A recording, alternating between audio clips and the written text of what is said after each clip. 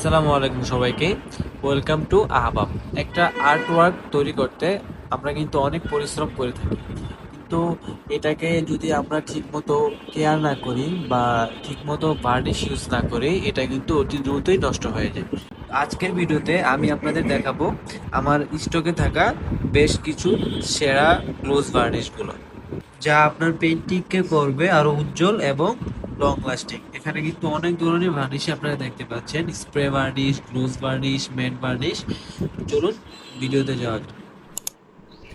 শুরুতেই মনমার্টের acrylic medium varnish. এটা অ্যাক্রিলিক কালার পরে ইউজ করলে লং লাস্টিং এবং ভাইব্রেন্ট লুক পাওয়ার জন্য মূলত এটা ইউজ করা হয়। এটা ইউজ করলে অ্যাক্রিলিক যে কালারটা, এটা একদম লং লাস্টিং হয়ে থাকে। তারপর হলো মরমার্টের মিডিয়াম ম্যাট, যেটা এই গ্লোসের চাচাতো ভাই। এটা হলো গ্লোসি ফিনিশ দেয়, আর এটা হলো ম্যাট ফিনিশ দেয়। সেম কাজ, সেম টাইম ইউজ করবেন অ্যাক্রিলিক রং করার শেষে। জাস্ট এটা একটু গ্লোসি ভাইব আসবে, এটা ম্যাট ভাইব আসবে। তারপর আসি মরমার্টের গ্লোজ ভার্নিশি। এটা জাস্ট এই গ্লোজ ভার্নিশেরই একটু বড় সাইজ। এটা হলো 250 ml, আর এটা হলো 135 ml। মটমার্টের মতো কিন্তু কিউস মেলিংয়ের বার্নিশ আছে, যেটা আমাদের মার্কেটে রিসেন্টলি লঞ্চ হয়েছে, প্রায় 1 বছরের কাছাকাছি হবে। এটা মটমার্টের থেকে একটু ছোট। এটা হলো 120 ml, আর এটা হলো একদম মিনি সাইজ, যাদের একদম কম পরিমাণে লাগে বা যারা একদম শুরু করতে যাচ্ছেন তাদের জন্য হলো এটা। আর এটার একটা বিশেষ দিক হলো এটা স্প্রে টাইপ, এই যে এখানে দেখতে পাচ্ছেন এটা স্প্রের মতো। আর এটা নর্মাল গ্লোসের মতোই, মটমার্টের গ্লোস। তারপর কিউস মেলিংয়ের এটাও সেম, আগেরটা ছিল গ্লোস আর এটা হলো ম্যাট। তারপর আসি ক্লেতে কোন বার্নিশ ইউজ করবে। ক্লেতে সাধারণত এই মনমার্টের এই বার্নিশটা সবাই ইউজ করে থাকে, যদিও এটা অন্য বার্নিশের তুলনায় একটু এক্সপেন্সিভ। তারপর এটা তিনটা ভার্সন হয়ে থাকে, একটা হলো 20 ml, একটা হলো 60 ml, আর আরেকটা হলো 120 ml।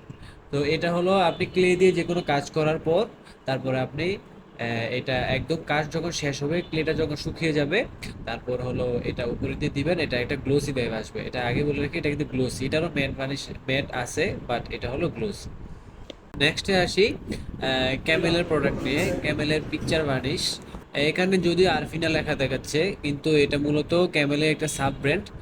আর এটা হলো ক্যামেলের পিকচার বার্নিশ। এটা অ্যাক্রিলিক ওয়েল দুইটাতে করতে পারবেন। সেম আরফিনা, এটা অ্যাক্রিলিক ওয়েল দুইটাতে করতে পারবেন, বাট এটা হলো স্প্রে টাইপ।